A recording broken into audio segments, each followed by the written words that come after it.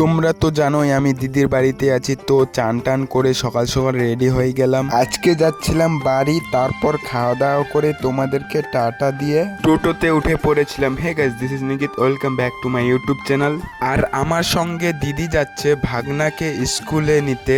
একটু আগেই নেমে যাবে স্কুলে, আর আমি চলে যাব মলে দুইটা প্যান কিনতে। এই গরমে আর থাকা যায় না, দুইটা হাফ প্যান্ট নিতেই লাগবে।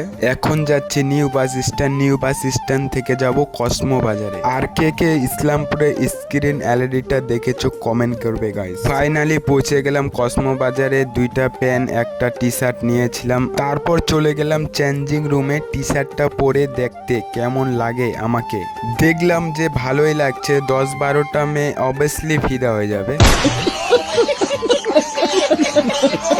কোনোদিন এইভাবে আয়নায় দেখিনি, সেই জন্য আজকে ভালো করে দেখে নিলাম। তারপরে চলে গেলাম বিল কাউন্টারে বিলটা দিতে। দাদা বলল যে 2,70,000 টাকা। তারপর আমি এখান থেকে বেরিয়ে গেলাম টাকাটা আনতে বাড়ি।